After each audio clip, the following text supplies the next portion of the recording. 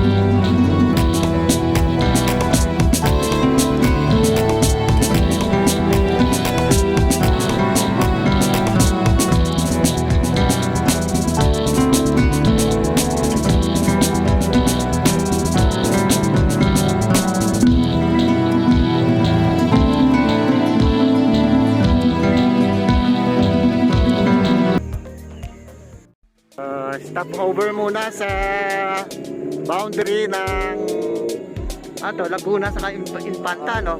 Yan, Infanta.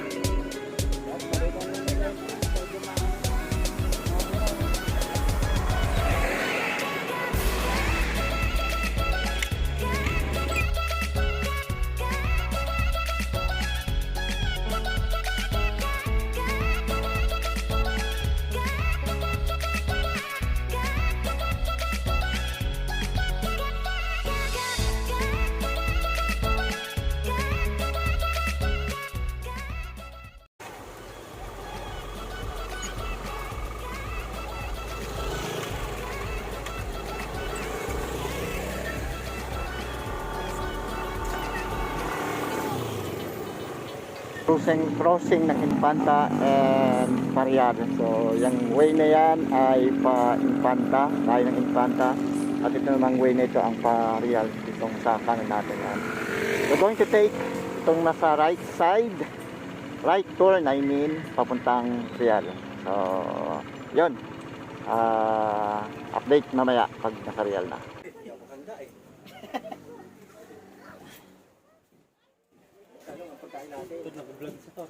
Maganda pa bang mabibili ng pagkain dito? Ay, yung luto, ano? May luto tama yun. Sa labas po. Sometimes you just have to grab the opportunity to travel and go to places minsan hindi pa napuntahan sa buong buhay mo. Learn to appreciate God's creation, be thankful and grateful sa Panginoon. That is what makes a travel really amazing.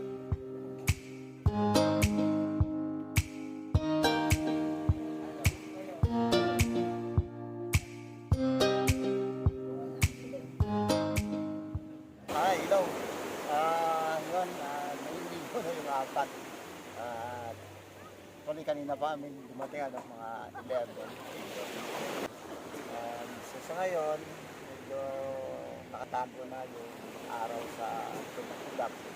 O kaya malaya na kayong makakaligo. Although, si Brother Joel, Sister Nora, and Brother Rod ay naligo kaya. Let's go! Go tayo!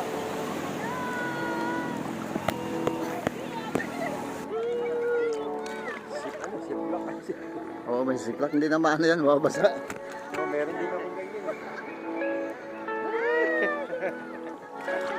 Saya nila. Hi! Welcome to my vlog, Landabag. Saya nila sana all. Sana all! Laboy!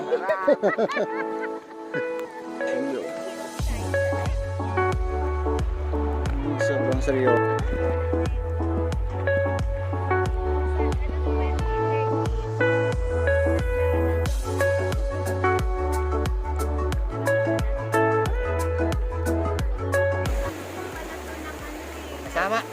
Kasama namin ang nag-anniversary.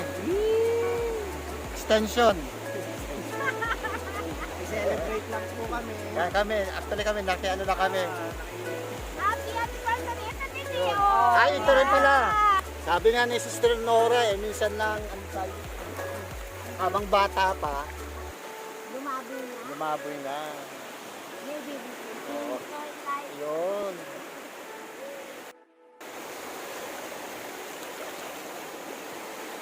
sige, lakad. Tapos yung pala, ano na, napupuno na pala ng tubig dito. Yan. Hindi ka nagpapalakad.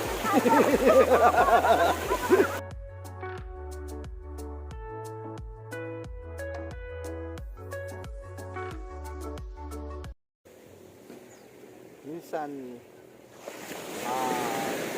nakakapagod na rin. O napapagod din ng marami para hanapin kung ano yung nagpapasaya sa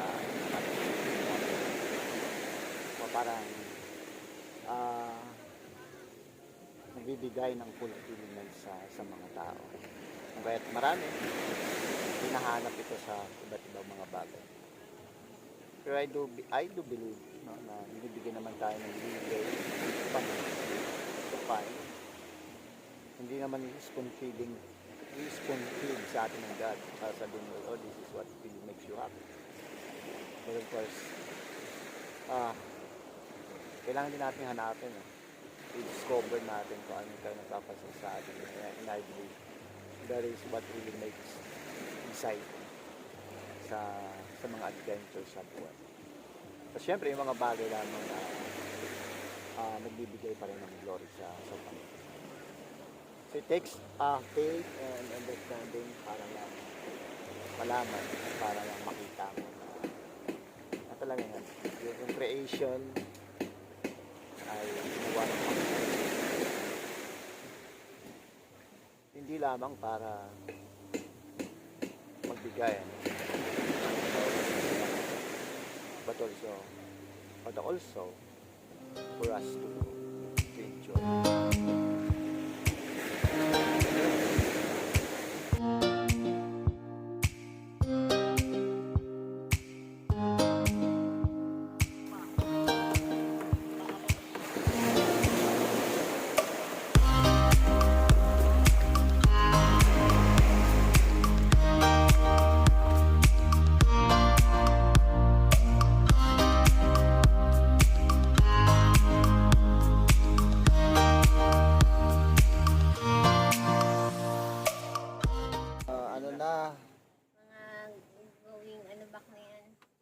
Uwian time. Thank you sa experience. Thank you sa Kisha Bell Resort. Resort, you know.